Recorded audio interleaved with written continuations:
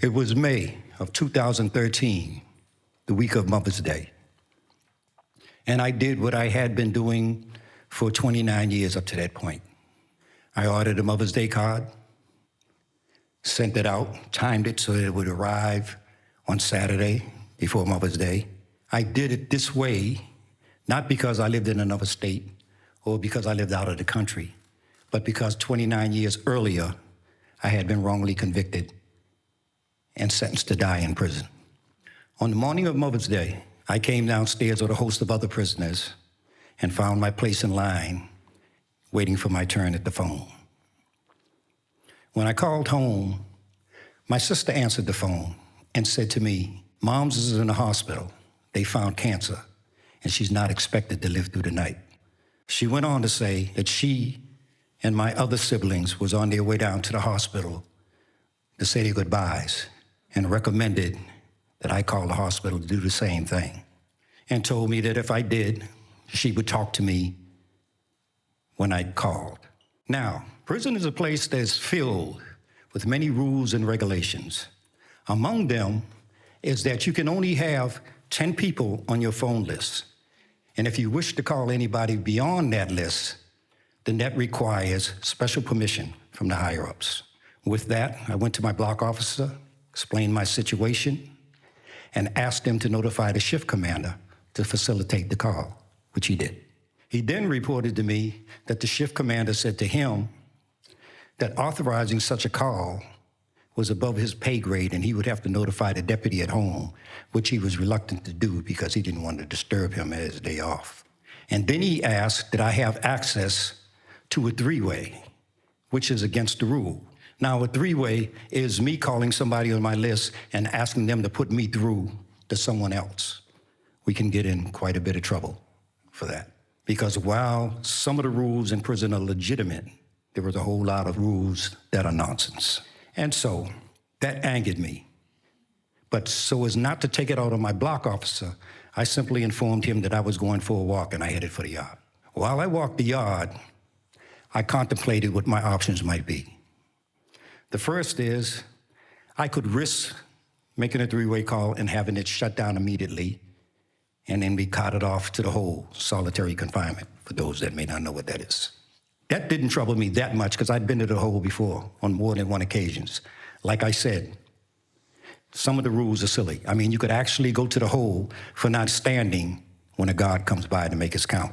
You could go to the hole and lose your visiting privileges for something as innocent and as simple as giving your child a piggyback in the visiting room. A rule that I was never going to obey because I'm never going to obey any rule that tell me that I can't show love to my children. And so there I was contemplating what my next move was going to be. I could take a shot and run the risk of having the call shut down in the middle of the conversation, which would have been turning into something real crazy real quick. My only other option was not to make an attempt at all, which was not an option because I was going to make this call that day. And while I was contemplating this, I was interrupted by the intercom in the yard that directed me to report to the captain's office, which I did. And as soon as I walked in, the captain says to me, "We have been in touch with the hospital, and we have confirmed that you have been telling us the truth." That angered me. But I know if I dealt with it in the way that I wanted to, I would have never been able to make the call, and making that call was paramount. And so I bit it, choked on it, and allowed it to pass. They put me through to the hospital, and my sister answered the phone and placed it to my mother's ear, which presented me with yet another challenge because I did not know if my mother knew what her prognosis was. So I had to tailor my conversation with her and share with her my love and the fact that I would miss her without alerting her to the fact that death was imminent. My sister retrieved the phone and said to me, "I hope you're not finished because we want you to talk to her some more because she seemed to be receptive to your voice and struggling to respond to you." So I spoke with her some more. And after I was finished the call, I returned to my unit.